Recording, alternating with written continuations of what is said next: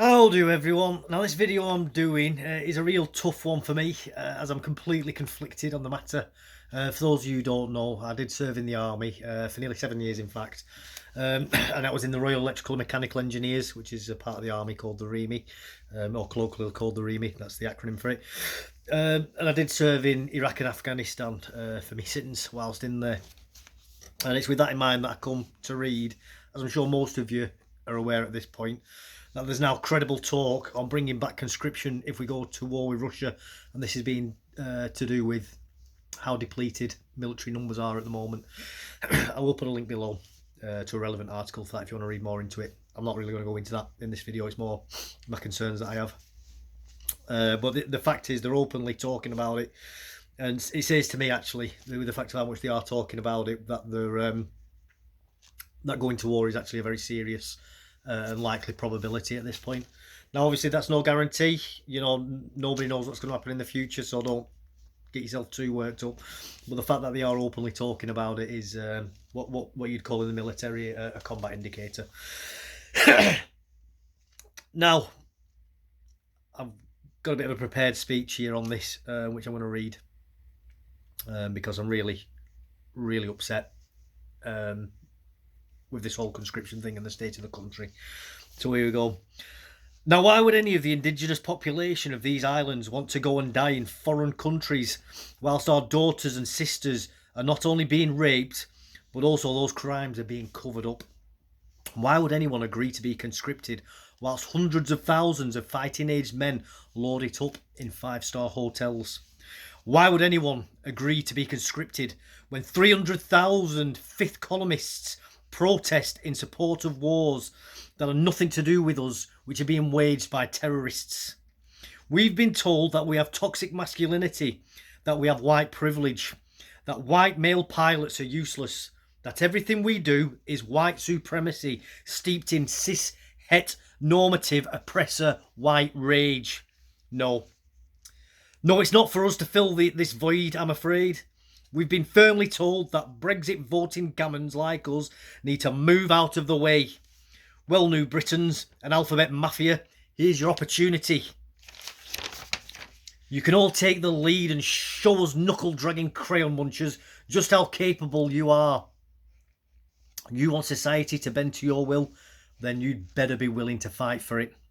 Because I'm telling you now that if we do go to war with Russia, they will show you no mercy, no understanding, no solidarity or allyship. Now, this is obviously where I'm conflicted, though, and I'm going to go off script for this last bit. Obviously, having served and been in the army, I had a great time. Met some wonderful people, got great memories, and it really turned my life around. I used to be a very naughty boy when I was younger.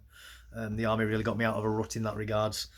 So I do firmly believe that the army and the military in general is the greatest social mobiliser that society has, especially for getting young delinquent males out of troubled situations.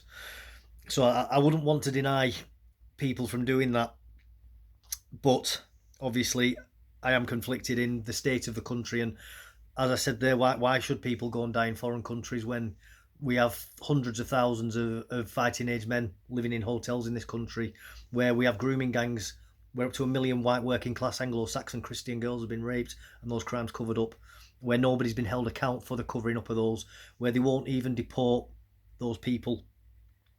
You know, we had a serious attempt at overturning Brexit, and the list just goes on and on and on.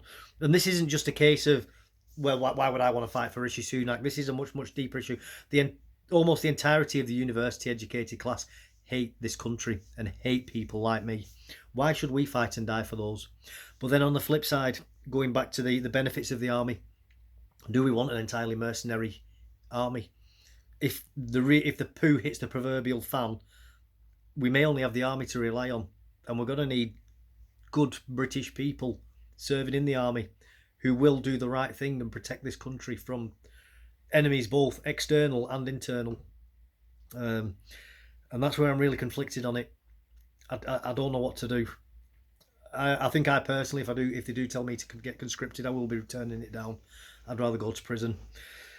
at the very well, I mean, even if they drag me into the conscription, all I'll do is I will just poison the well, and I'll just, as I'm saying here, I'll just poison everybody's mind and just encourage everybody not to. I will make them remove me for the very reason that I will be put bad for morale, and I'll do whatever I can to refuse to soldier to get myself kicked out. I'm not willing to do it.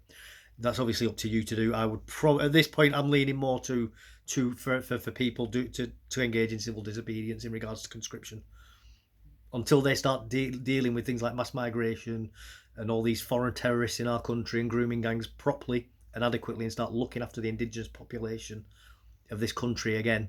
Why should we fight and die for them? Just a quick video. I'm going to leave it at that.